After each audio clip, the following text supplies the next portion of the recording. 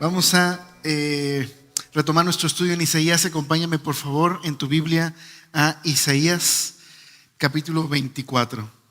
Y mientras vas para allá, déjame, porque estamos entrando a una nueva sección de Isaías, déjame recordarte algunas cosas importantes. El libro de Isaías comienza planteando un problema. Esto es lo que sugiere John Oswalt. Él es un comentarista muy famoso de Isaías. John Oswalt dice: el problema que plantea los primeros capítulos de Isaías es el siguiente. El Israel del presente, ¿okay? Es decir, el del tiempo de Isaías, el Israel del presente, que había sido llamado por Dios a ser un testigo a las naciones, no es el Israel que tiene que ser.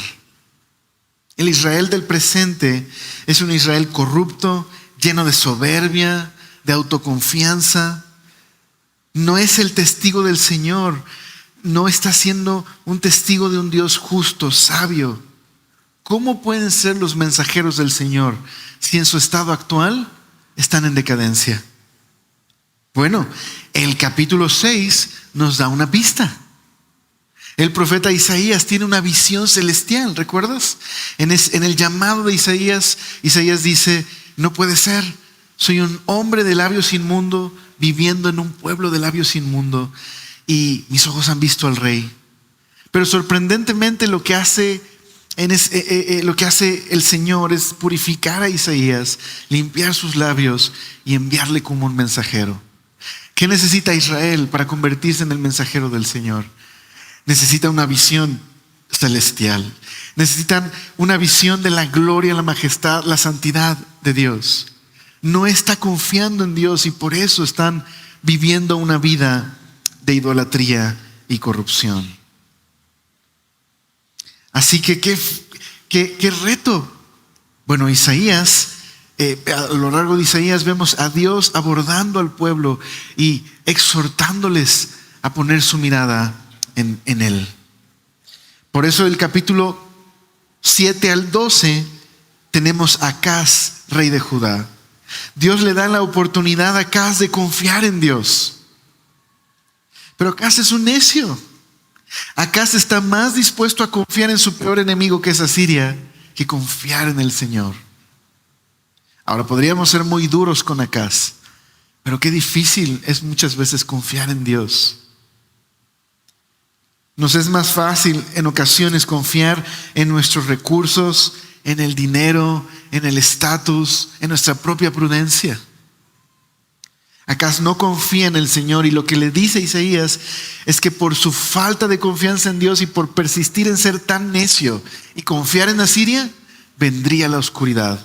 Asiria vendría a conquistarles. Pero luego le da el profeta Isaías una hermosa promesa.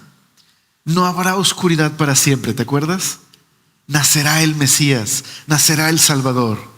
Y así termina la sección del 7 al 12.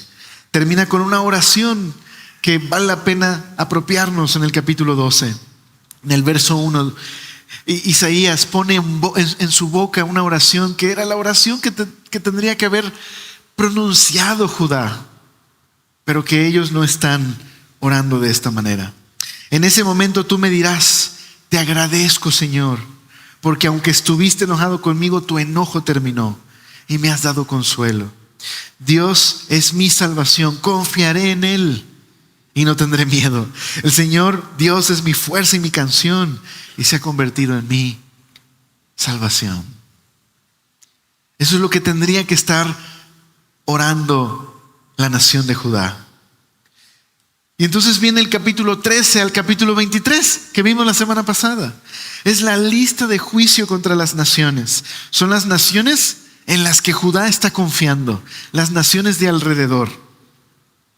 Estas naciones que confían en su orgullo nacional, confían en el dinero, confían en su gloria, confían en su religión. Y lo que le dice Isaías a Judá es: ¿por qué confías en estas naciones y no en tu Dios? Si tu Dios va a juzgar a estas naciones, y estas naciones están en sus manos. Estas naciones dependen de Dios y Dios tiene su destino en sus manos. Y algunas de estas naciones, de hecho, volverán para adorar a Dios. como si Isaías le dijera: despierta, Israel, confía en quien debes confiar. Pero Judá no confía en Dios. Y es así como Dios le advierte que viene una crisis. Se avecina una crisis, de la cual aprenderemos en los próximos capítulos. El siguiente rey, Ezequías, tendrá que enfrentar la crisis de Asiria, pero no spoileré qué sucederá y cómo se desenvolverá la historia. Pero ahora iniciamos una nueva sección, ¿ok? Capítulo 1 al 6. Israel, el mensajero de Dios, está fallando en su misión, pero necesitan una visión celestial como Isaías. Capítulo 7 al 12 es un llamado a confiar en Dios que Dios le hace a Acaz. Acaz no confía en Dios, viene la oscuridad, pero Dios no dejará a su pueblo en oscuridad para siempre. Capítulo 13 al 23, el juicio de las naciones. Judá, despierta, confía en tu Dios, porque Dios es soberano y las naciones están en sus manos. Pero Judá no está confiando en Dios. Y ahora, capítulo 24 al 27. Estos capítulos tienen por tema principal destrucción y salvación. Hoy veremos solamente dos de estos capítulos, capítulo 24 y 25, que es conocido por los comentaristas bíblicos como el Apocalipsis de Isaías, el mini Apocalipsis. ¿Por qué? Porque muchas de las cosas que se mencionan aquí en Isaías tienen un eco en el libro de Apocalipsis. Comenzaremos capítulo 24 con destrucción y devastación total. Dios ha determinado no solo un juicio contra Judá, no solo es un juicio contra las naciones. Dios va a juzgar a toda la tierra y la dejará marchitándose. Pero el capítulo 25 veremos que de una tierra destruida, Dios planea un día restaurar su creación, establecer una nueva ciudad, no una de pecado, no una de hombres rebeldes que ignoran a Dios, una ciudad donde no habrá más muerte, ni maldición, ni dolor. Ahí está el pequeño Apocalipsis. Entonces les pido paciencia. El capítulo 24 es muy duro y muy oscuro, pero muy necesario, ¿okay?, de escuchar. Entonces, ¿por qué no oramos y miramos estos pasajes que hablan del reinado y el triunfo y la victoria de Dios sobre la maldad? ¿Okay? ¿Me acompañas? Padre Celestial, gracias por este tiempo que nos has regalado para meditar en tu palabra. Danos entendimiento, danos sabiduría, y mientras observamos y meditamos en tu palabra, transfórmanos, háblanos, muéstranos tu voluntad. Te lo pedimos, por favor, en el nombre de Jesús. Capítulo 24. Recuerda que el Apocalipsis no es el fin del mundo, sino el fin del mundo como lo conocemos. Es el fin de la maldad, ¿ok? Es muy importante tener eso en mente mientras lo leemos. Dios ha determinado el fin de toda maldad. Dice el verso número 1 del capítulo 24. Los primeros 13 versos son la destrucción de la tierra. He aquí que Jehová vacía la tierra y la desnuda, y trastorna su faz y hace esparcir a sus moradores. Y sucederá así como al pueblo, también al sacerdote, como al siervo, así al amo, como a la criada, a su ama, como al que compra, al que vende, como al que presta, al que toma prestado, como al que da al logro, así al que lo recibe. La tierra será enteramente vaciada, completamente saqueada. ¿Por qué? ¿Por qué ocurrirá todo esto? Porque Jehová ha pronunciado esta palabra. Dios ha determinado el fin, la destrucción y la devastación de la tierra. Pero cuando vamos profundizando nos damos cuenta que se refiere a las naciones, los habitantes de la tierra en su estado actual. Dios ha planeado vaciar la tierra. Ahora, esta palabra vaciar, ¿a qué se refiere? Bueno, en Génesis capítulo 1, el estado inicial de la creación, cuando Dios creó el mundo, dice que la tierra estaba desordenada y vacía, es decir, inhóspita, imposible para habitarla. Dios no solo iba a crear la tierra, también le iba a dar orden y propósito para que estuviera llena de vida la tierra. Lo que está describiendo aquí es un proceso de reversión.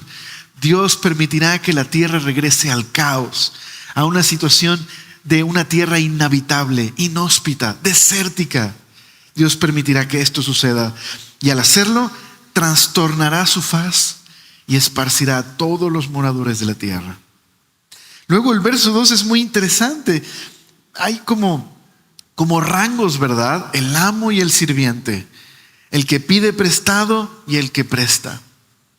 Isaías nos está diciendo que cuando Dios llame a cuentas a las naciones, al mundo pecador, en lo que la Biblia llama el día del Señor, el día que Dios interviene en la historia para llamar a cuentas a todos, nadie escapará.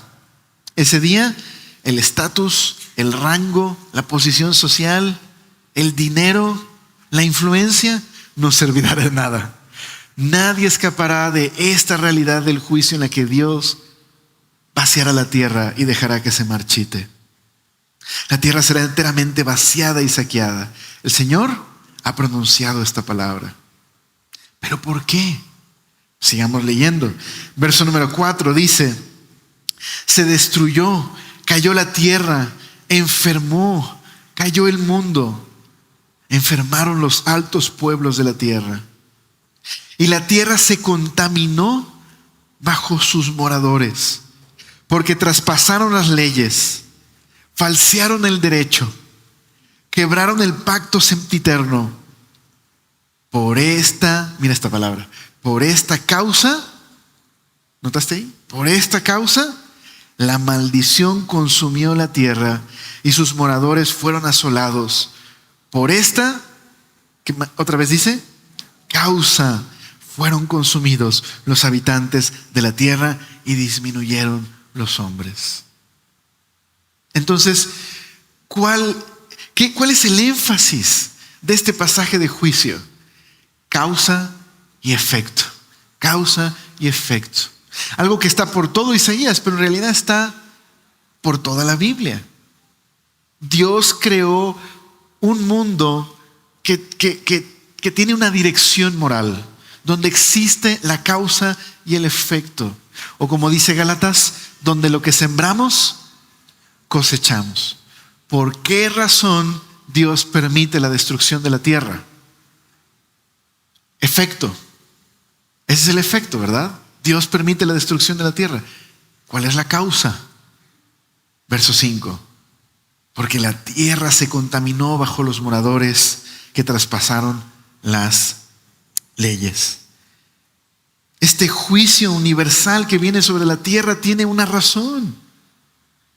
La razón es que los seres humanos han corrompido el mundo, se han llenado de injusticia y han transgredido el pacto eterno, han traspasado la ley. Entonces, una pregunta: ¿cómo es que los seres humanos transgredieron la ley? ¿No se supone que la ley, el pacto, es lo que Dios le dio a Israel? Porque aquí menciona a todos los seres humanos. La Biblia enseña que todos nosotros, por ser creados a imagen de Dios, Dios instituyó una ley en nuestros corazones. Romanos le llaman la conciencia que Dios ha puesto en todos los seres humanos. Dios nos creó con una capacidad para definir el bien y el mal. Eso nos hace distintos a los animales. Dios nos creó con la capacidad de adorarle o rechazarle. Esa es la realidad de nuestra creación. Dios ha puesto este pacto básico, esencial en las relaciones entre los seres humanos. Es decir, todos los seres humanos, aunque ignoren a Dios o no le conozcan, tienen un conocimiento básico, esencial, de que la vida, diríamos, es sagrada y debería preservarse, debería cuidarse. Todos los seres humanos en toda cultura tienen esta conciencia. No siempre la respetan y la mayoría de veces la quebrantan, pero esa es la realidad. Por eso Dios permite este desastre, este caos. ¿Sabes a qué nos recuerda mucho Isaías 24? Al diluvio.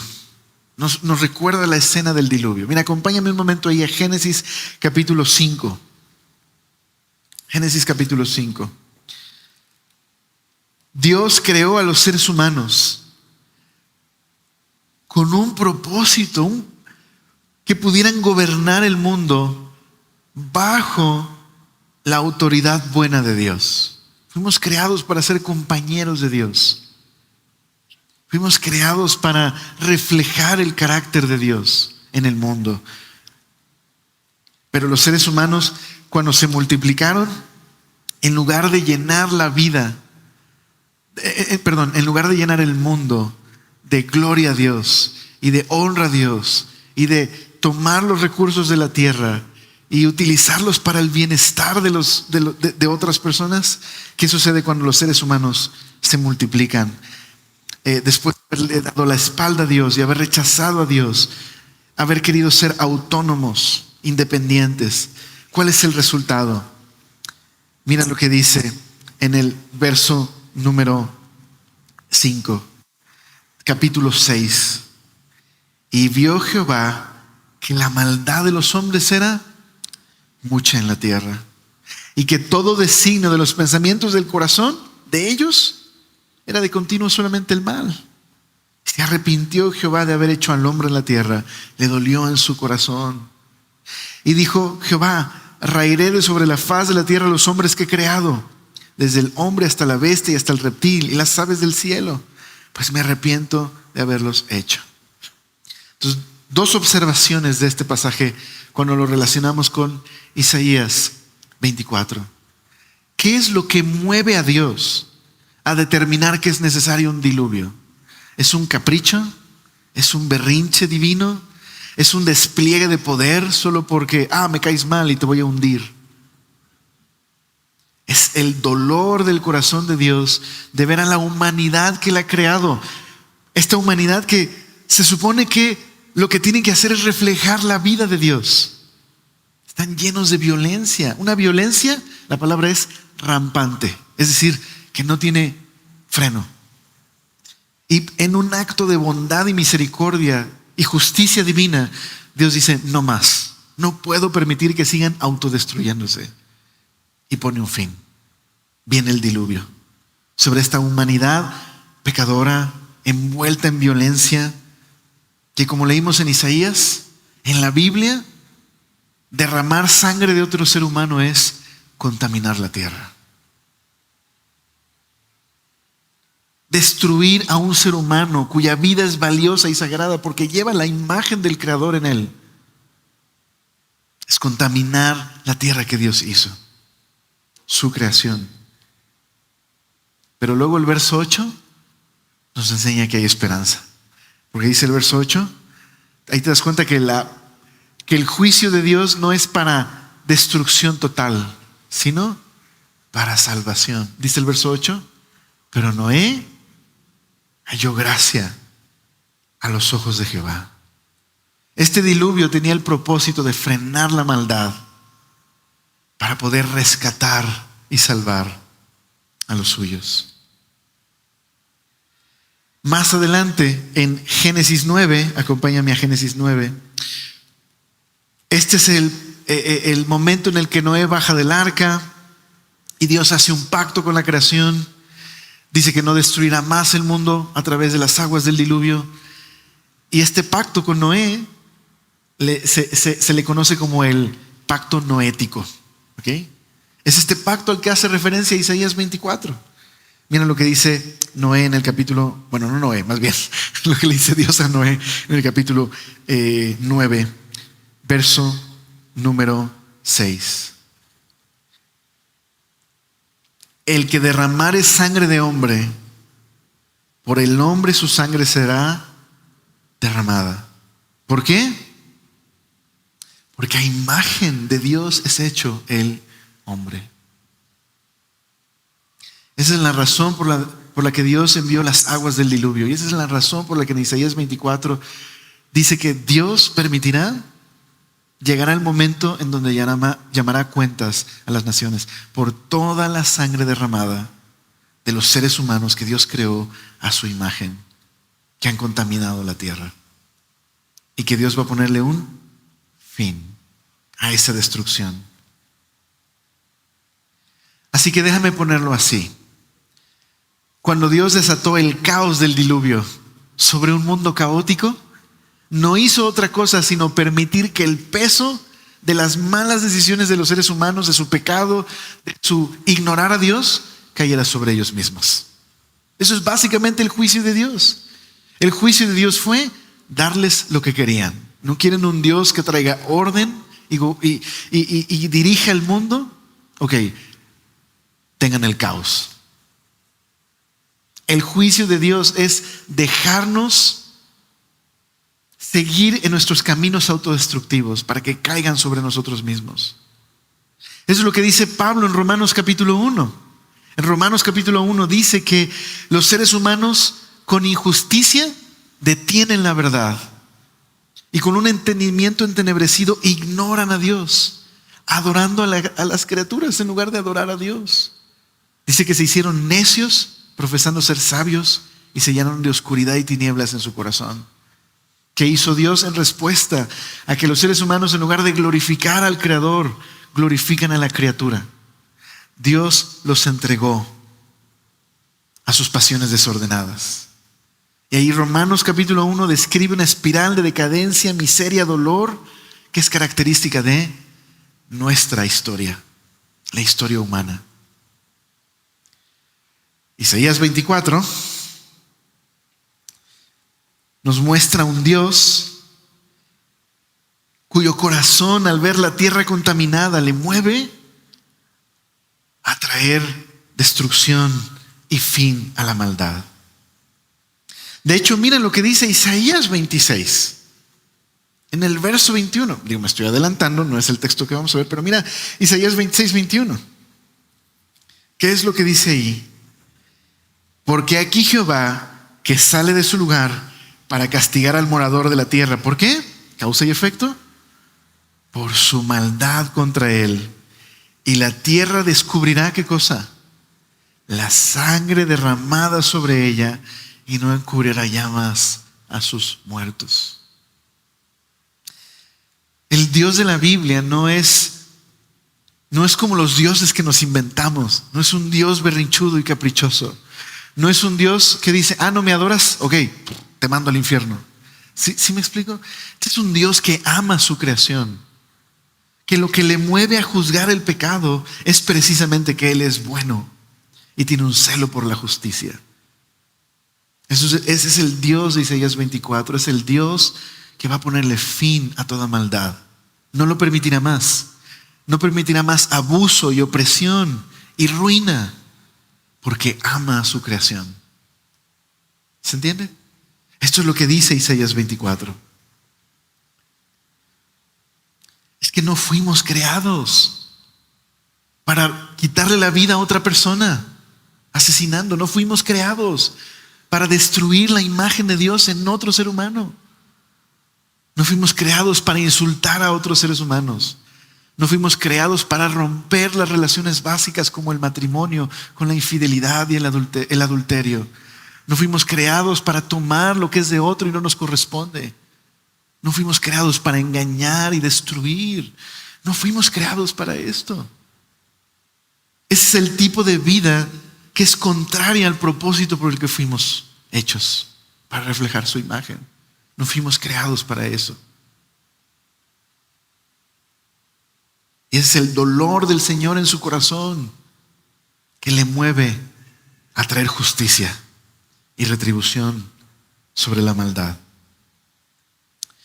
Así que ahora Isaías comienza a utilizar una metáfora en específico, la metáfora de una ciudad. Podrías decir que a lo largo de estas porciones que estaremos viendo de esta nueva sección, la palabra ciudad y la palabra canción son muy importantes, ¿ok?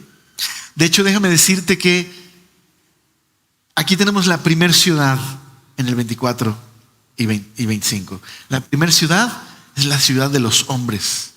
La ciudad de los seres humanos rebeldes que no quieren a Dios en sus vidas. ¿Qué ocurrirá con esta ciudad que representa el mundo?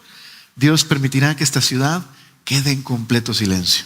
Mira, verso número 7. Se perdió el vino, enfermó la vid. Gimieron todos los que eran alegres de corazón. Cesó el regocijo de los panderos. Se acabó el estruendo de los que se alegran. Cesó la alegría del arpa. No beberán vino con cantar. La sidra les será amarga a los que la bebieren. Quebrantada está la ciudad por la vanidad. En Isaías, vanidad es por la idolatría, por la torpeza de adorar a las cosas creadas en lugar del Creador. Es una vanidad total. Toda casa se ha cerrado para que no entre nadie. Hay clamores por falta de vino en las calles. Todo gozo se oscureció. Se desterró la alegría de la tierra. La ciudad quedó desolada y con ruina fue derribada la puerta. Porque así será en medio de la tierra, en medio de los pueblos, como olivo sacudido, como rebusco después de la vendimia. Ok, fuerte el pasaje, pero representa a todo el mundo como una gran ciudad. Una ciudad que está llena de música y alegría y vida. Ok, pero ese es el problema. Es una ciudad sin Dios. La fuente de su alegría no es Dios. La fuente de su satisfacción es una vida de rebelión, de egoísmo, de ser su propio Dios. Y eso es a lo que Dios le va a poner fin. ¿Okay? Entonces, esta ciudad que es una ciudad que no duerme, ¿okay? Que todo el tiempo está en actividad, todo el tiempo está viendo transacciones y cosas están ocurriendo en el mundo. Dios va a permitir que esta ciudad quede completamente como una ciudad fantasma, deshabitada, en silencio, sin alegría. Todas las cosas que los seres humanos buscan en su corazón para tener alegría sin Dios, Dios le va a poner fin. Hasta las cosas buenas, como cosechas, como dice aquí, el fruto de la tierra, cesará, porque los seres humanos buscan estas cosas para su propia gloria. Eso es lo que está ocurriendo aquí. Dios está juzgando a esta ciudad humana rebelde que se pone por encima de Dios, se autoexalta. Dios la va a humillar. ¿Por qué? Porque es una ciudad de destrucción, de pecado, de ruina. Y termina con el verso 13 con una imagen muy interesante. ¿Cómo será el juicio de Dios? Como un grupo de personas que entraron a un lagar, pisaron las uvas y solo quedaron un poco. O como quienes entraron a vendimiar y solo dejaron un par de rebuscos. Así no quedará nada en absoluto. Pero entonces el verso 14 al verso número 20 tenemos un contraste entre una ciudad llena de alegría que terminará en desesperación, en dolor, en aflicción, porque se han olvidado de Dios y porque se autoexaltan, a un grupo de personas que empieza a cantar y se llenan de alegría porque glorifican al Dios del cielo. Mira lo que dice el verso 14. Estos alzarán su voz. ¿Quiénes son estos? Bueno, ahorita vamos a ver. Estos alzarán su voz. Cantarán gozosos por la grandeza de Jehová. Desde el mar darán voces. Glorificad por esto a Jehová en los valles, en las orillas del mar. Se ha nombrado Jehová, Dios de Israel. De lo postrero de la tierra oímos cánticos. Gloria al justo. Entonces está describiendo un grupo de personas que empiezan a decirse unos a otros: hey, ustedes del oriente glorifiquen a Dios, y ustedes en los valles, y ustedes que están en las orillas del mar, traigan gloria y honra al justo. ¿Quiénes son estos? Son aquellos que han confiado en Dios en medio de esta gran tribulación que Dios está trayendo sobre la tierra. Son aquellos que confían en Dios, aquellos que su esperanza está en Dios, que cuando ven que Dios actúa en el mundo y trae estos juicios, ellos se llenan de alegría y glorifican a Dios. Es su respuesta ante el hecho de que Dios está llamando a cuentas al mundo pecador. Ellos le glorifican, ellos dicen, así sea, para ti es la gloria, tú seas exaltado y honrado por todos. Esto es lo que en Apocalipsis se conoce como la gran tribulación. Yo no soy...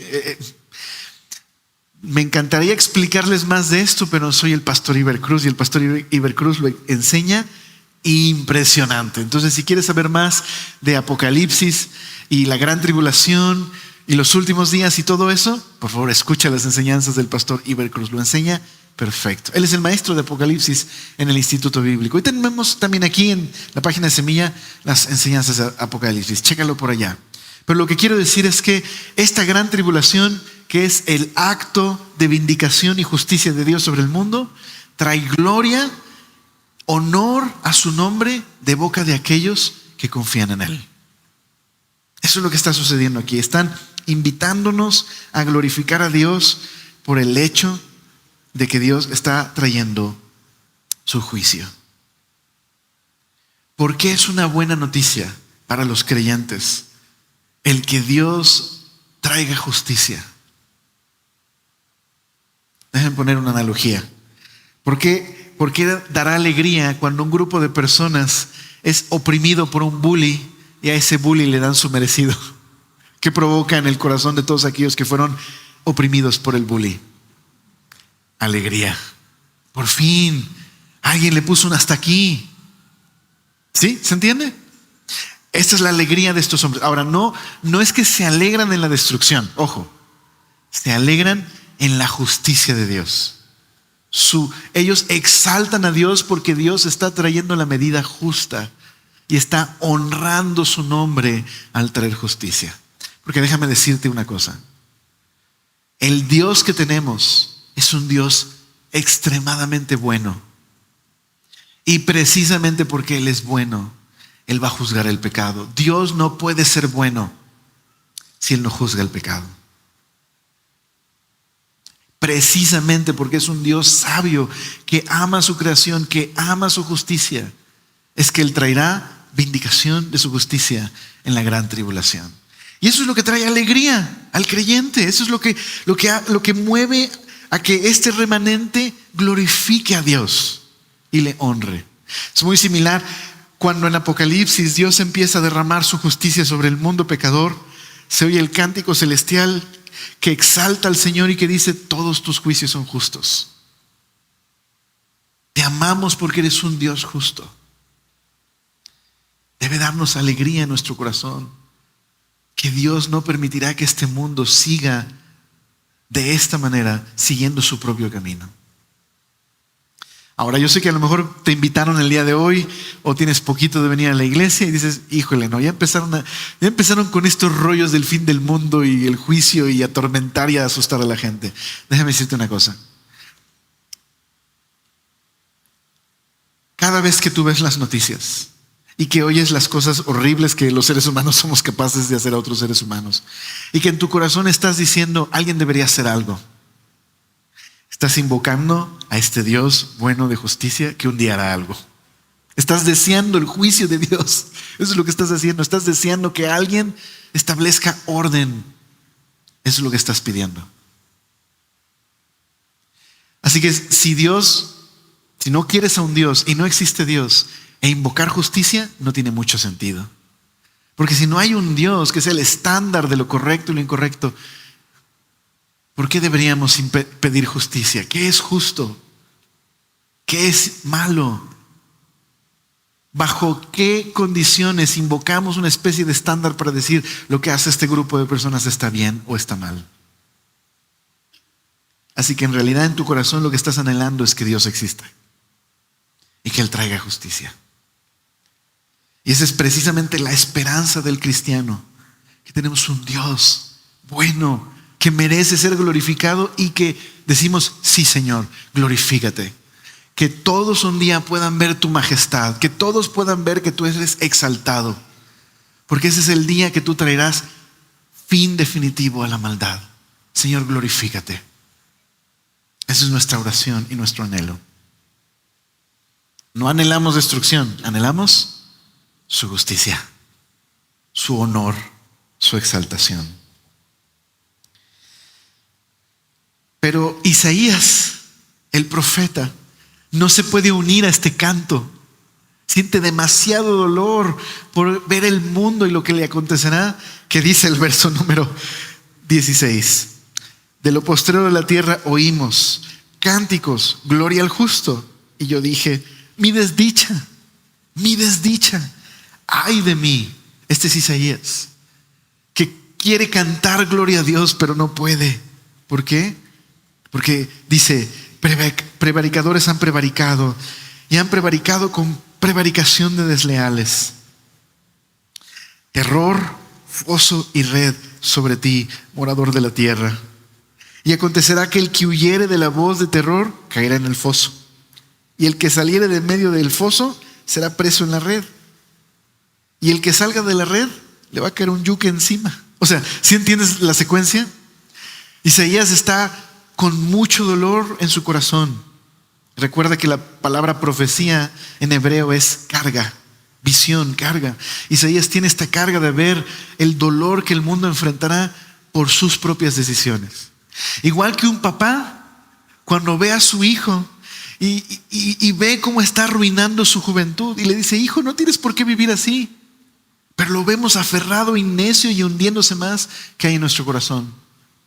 Dolor. Hijo, lo que te espera es más ruina y no lo puedes ver. Así Isaías ve la ruina y el dolor del mundo. Y en su dolor dice, trampa te espera, foso te espera, destrucción te espera.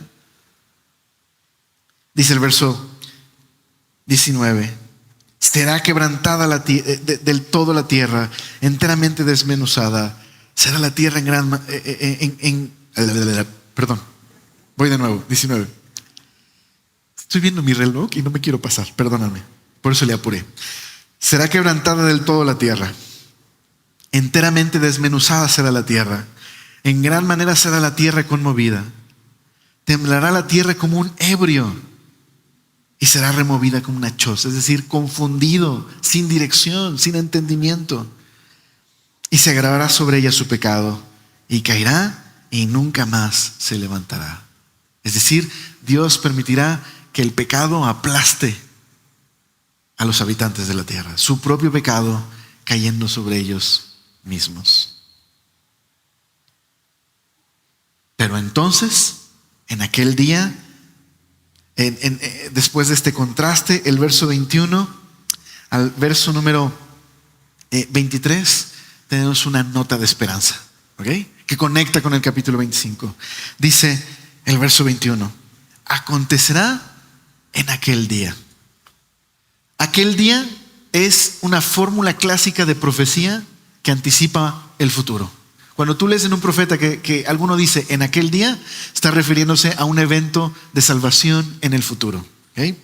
En aquel día que Jehová castigará el ejército de los cielos en lo alto y a los reyes de la tierra sobre la tierra. Serán amontonados como se amontonan a los encarcelados en mazmorra, y en prisión quedarán encerrados y serán castigados después de muchos días. La Biblia nos cuenta, nos narra la historia de una rebelión celestial y de una rebelión humana. Podrías decir que la rebelión celestial fue partícipe en la caída y la rebelión humana. Tienes el capítulo 3 de Génesis, capítulo 6 de Génesis, pero en el capítulo 3, los seres humanos escuchando a la criatura, a la serpiente, escuchando su voz, creyendo la mentira de que ellos pueden ser Dios. Y entonces esta rebelión espiritual, en conjunto con la rebelión humana, ha traído todo este caos y desorden en el mundo. Y lo que hará Dios un día es castigar a esos seres rebeldes espirituales junto a los seres humanos rebeldes, los reyes de la tierra. Y porque los reyes de la tierra y las personas han deidificado a las estrellas y han deidificado al sol y la luna, Dios va a juzgar a sus dioses. Dice el verso 23, la luna se avergonzará o dejará de dar luz. El sol se confundirá, es decir, no traerá calor más. Cuando Jehová de los ejércitos reine en el monte Sión y en Jerusalén, y delante de sus ancianos sea, una vez más, glorioso. Los hombres deidifican a las estrellas, pero Isaías dice, no. Jehová es el Señor de los ejércitos celestiales. Ningún otro Dios. Él es el único Dios. Y las estrellas las conoce por nombre. Son su ejército. No hay otro, no tiene rival. Y por lo tanto Dios juzgará la idolatría y las mentiras de los hombres. ¿Cuándo? Cuando Él reine desde Sión. Entonces el propósito de Dios no es destruir la tierra y ya. El propósito de Dios es establecer su reino de justicia y paz. ¿Por qué dice Sión? Porque Sión es Jerusalén. Y Dios decidió en su soberanía establecer su reino en aquella pequeña ciudad hacia todo el mundo. Y ese día Él será glorioso. Pero para no quedarnos con el sabor de qué pasaje tan duro y ahora cómo lo aplico esto a mi vida y qué tiene que decirme, ¿no? Mira el verso 1 del capítulo 25. Jehová, tú eres mi Dios. Te exaltaré, alabaré tu nombre porque has hecho maravillas. Tus consejos antiguos son verdad y firmeza, porque convertiste la ciudad en montón, la ciudad fortificada en ruinas, el alcázar de los extraños para que no sea ciudad y nunca jamás sea reedificado. Porque Dios ha convertido la ciudad. Recuerda, aquí la ciudad no se refiere a una ciudad, sino a el mundo, ¿ok? El sistema rebelde de los seres humanos, porque tú le trajiste fin a la ciudad, aquella ciudad que llamamos Babilonia en la Biblia, ¿ok? No específicamente Babilonia, sino la Babilonia, los seres humanos rebeldes que se oponen a Dios, porque le has traído ruina, porque le has traído fin. Entonces, verso 3, efecto de la causa, por esto te dará gloria el pueblo fuerte y te temerán las ciudades de la gente robusta, porque fuiste fortaleza al pobre, fortaleza al menesteroso en su aflicción, refugio contra el turbión, sombra contra el calor, porque el ímpetu de los violentos es como turbión contra el muro. Entonces, el día que Dios juzgue al mundo y convierta a la ciudad rebelde en un montón de ruinas, Él también va a ser un refugio para el pobre. Él va a proteger al vulnerable. Él cuidará de los suyos. ¿Y esto qué va a hacer? Que las demás naciones le glorifiquen.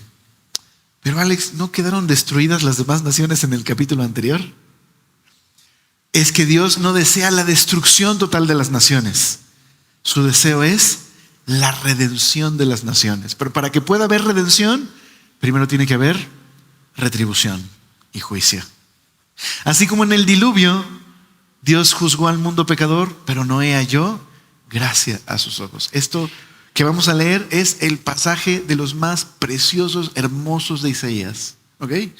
Este Dios, que en su justicia, en su pasión por la justicia, descenderá al mundo para juzgar la ciudad de los hombres. ¿Ok? Su propósito es establecer una nueva ciudad para las naciones. ¿Cómo es esa ciudad? Mira el verso número 6. Y Jehová de los ejércitos hará en este monte, en monte Sión, Jerusalén, a todos los pueblos banquete de manjares suculentos, banquete de vinos refinados, de gruesos tuétanos y de vinos purificados. Las naciones nunca más van a buscar gloria en otro lugar que no sea en Dios.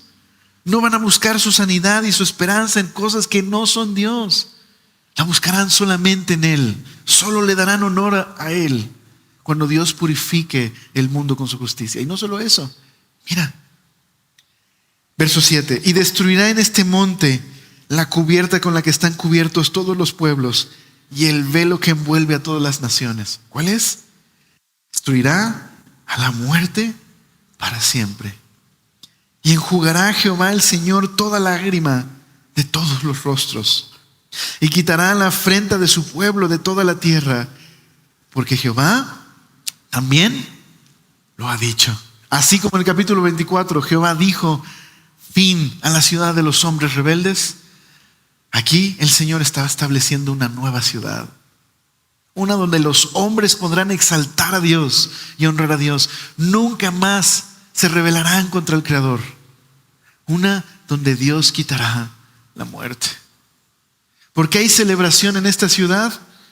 Porque la muerte ha reinado por demasiado tiempo. Desde Adán hasta nuestros días, la muerte, la ruina, el dolor gobiernan nuestro mundo. Demasiado tiempo a este cruel opresor. ¿Qué es la causa de nuestra rebelión? Es por causa de nuestro pecado. Dios destruirá para siempre la muerte y enjugará nuestras lágrimas. No habrá nunca más maldición en la tierra. ¿Ok? No habrá relaciones rotas. No habrá enfermedad. No habrá corrupción. Dios le va a poner fin a todo esto. ¿Te das cuenta por qué es un motivo para celebrar y exaltar y decir: Señor, glorifícate, honra tu nombre? Porque esta es su promesa. Un día le dará fin a la muerte. La pregunta es: ¿cómo lo hará? O déjame decirlo, ¿cómo ya lo comenzó a hacer? Porque esta promesa ya comenzó. En un momento más te digo cómo. La muerte hace que todos nuestros dolores, nuestras luchas, sean sin sentido. Como dice el autor de Eclesiastés, porque no fuimos creados para la muerte. Por eso nos rebelamos ante la muerte. Por eso cuando muere alguien sentimos que nos han robado. Que esa persona con sus recuerdos, con la relación, el amor, la convivencia, no se puede más. Nos lo robaron. ¿Se entiende? La muerte destruye todas las cosas buenas que Dios creó en este mundo. Y es el resultado de nuestro pecado. Son las consecuencias de nuestra maldad. Este es el verdadero enemigo, el pecado y la muerte. ¿Cómo Dios podrá vencerlo si parece el enemigo que no se puede vencer? Jesús. Con su propia muerte, Dios derrotó a la muerte. Primera de Corintios, exacto, un aplauso al Señor, exactamente. Un aplauso al Señor. En Primera de Corintios capítulo 15, en el verso número 53, Pablo dice lo siguiente acerca de la resurrección. Dice el verso 53, porque es necesario que esto corruptible se vista de incorrupción y esto mortal se vista de inmortalidad. Y cuando esto corruptible se haya vestido de incorrupción, esto mortal se haya vestido de inmortalidad, entonces se cumplirá la palabra que está escrita. Lo que leímos en Isaías: sorbida es la muerte en victoria. ¿Dónde está, oh muerte, tu aguijón? ¿Y dónde, oh sepulcro, tu victoria? Ya que el aguijón de la muerte es el pecado y el poder del pecado la ley. Mas gracias sean dadas a Dios, que nos da la victoria por medio de nuestro Señor Jesús. Jesús encarnó toda la realidad de la vida humana. Se hizo hombre. Vivió la vida obediente que tú y yo no podemos vivir. Y llevó nuestra muerte a la cruz. Cuando oímos en Isaías 24, Señor, exalta tu nombre, Dios lo ha hecho. ¿Lo ha hecho? En Jesús crucificado. Es el lugar donde todos pueden ver la gran gloria de Dios en un rostro ensangrentado, en un cuerpo herido. Es Dios, el Dios creador del universo, dando su vida para rescatarnos. Su amor generoso siendo derramado en la cruz. Ahí es donde brilla su gloria. Jesús está siendo exaltado en la cruz. Está siendo levantado por encima de todos, entronizado en la cruz para traernos salvación. Ahí derrotó a la muerte. Entonces, la ciudad de los hombres un día dejará de ser. Gloria a Dios. Dios promete una nueva ciudad, aquella ciudad donde no habrá más muerte y dolor. Pero mientras tanto, la muerte de Jesús ya ha inaugurado este proceso por el cual Dios un día traerá la nueva ciudad. Entonces, en el presente, ¿qué es esto para mí? La familia de Dios es una ciudad dentro de la ciudad de los hombres. Es una ciudad que anticipa la ciudad celestial. ¿Cómo vivimos los creyentes en esta ciudad? ¿Okay? No me refiero, se entiende, ¿verdad? No, una ciudad física. Pero somos una familia en todo el mundo. Somos un faro de luz para que todas las naciones puedan ver, cuando ven a los creyentes, qué significa cuando Dios redime a las personas y las hace nuevas. Entonces mira cómo termina Isaías. Termina así.